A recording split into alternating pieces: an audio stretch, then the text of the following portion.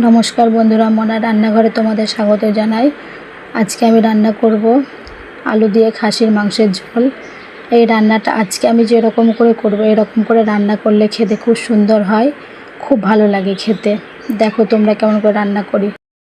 এই মাংসটা রান্না করার জন্য এখানে 500 আমি খাসির মাংস নিয়েছি এবং দুটো আলু কেটে আমি ভালো করে ধুয়ে রেখেছি, পরিষ্কার করে কেটে রেখেছি। কড়াই বসিয়ে দিয়েছি। কড়াইয়ে আমি 100 গ্রাম তেল দিয়ে দেব। তেলে আমি আলুটা ভেজে নেব। আলুটা ভেজে নিয়ে এই তেলে আমি রান্নাটা করে নেব, সম্পূর্ণ রান্নাটা করে নেব। একটু হলুদ গুঁড়ো আর লবণ দিয়ে আলুটাকে লাল লাল করে ভেজে নেব।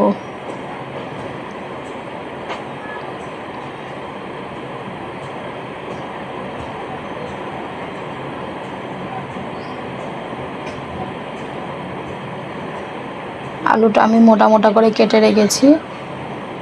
আলুগুলো গলে যায় তাই মোটা মোটা করে আমি কেটে নিয়েছি আলুগুলোকে।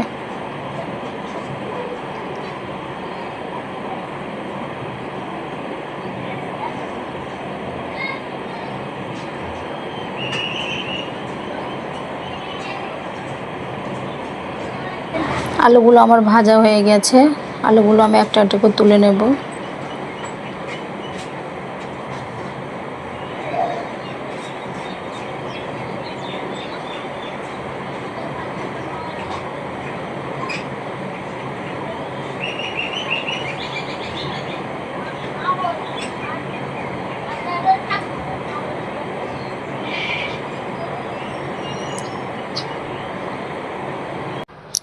ওই তেলের মধ্যে তেজপাতা, দুটো লবঙ্গ আর 4টে এলাচ দিয়ে দিয়েছি।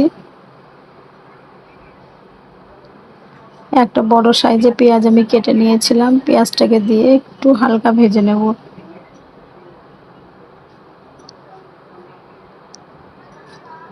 গ্যাসের চুলা আমি বন্ধ করে মশলাগুলো সব দিয়ে দেব।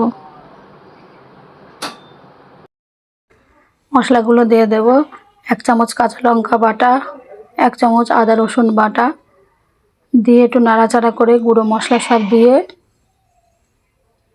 মাংসের সঙ্গে মিশিয়ে নেব।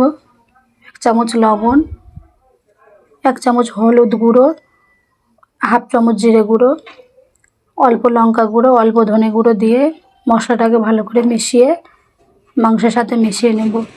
গ্যাসের চুলা আমার অফ করা আছে। মাংসটা ভালো করে মিশিয়ে নিয়ে গ্যাসের চুলাটা আমি জ্বালিয়ে দেব।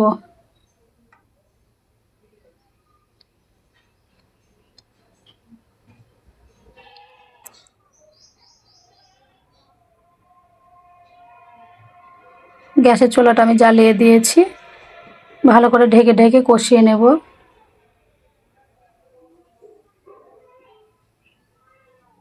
পাঁচ মিনিট ঢেকে রেখেছি।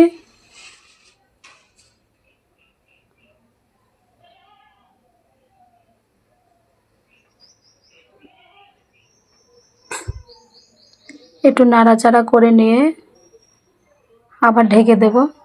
আবার 5 মিনিট ঢেকে দিয়ে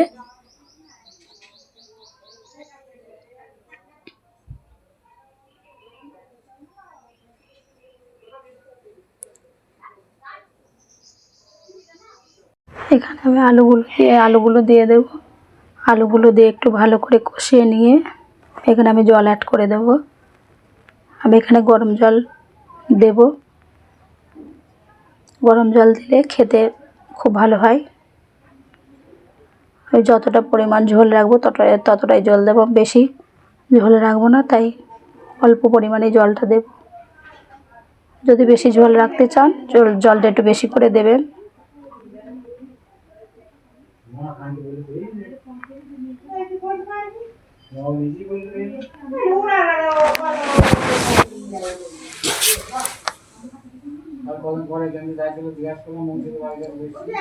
ঝোলটা ফুটে উঠেছে, আমি ঢেকে দেব।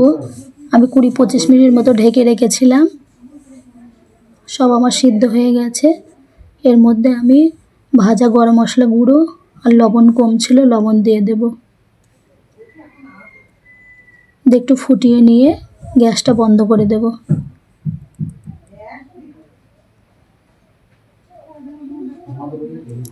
আমার এই রেসিপিটা আপনাদের কাছে যদি ভালো লেগে থাকে একটি লাইক শেয়ার করবেন এবং আমার চ্যানেলটি যদি সাবস্ক্রাইব না করে থাকেন সাবস্ক্রাইব করে দেবেন আর কমেন্টে জানাবেন।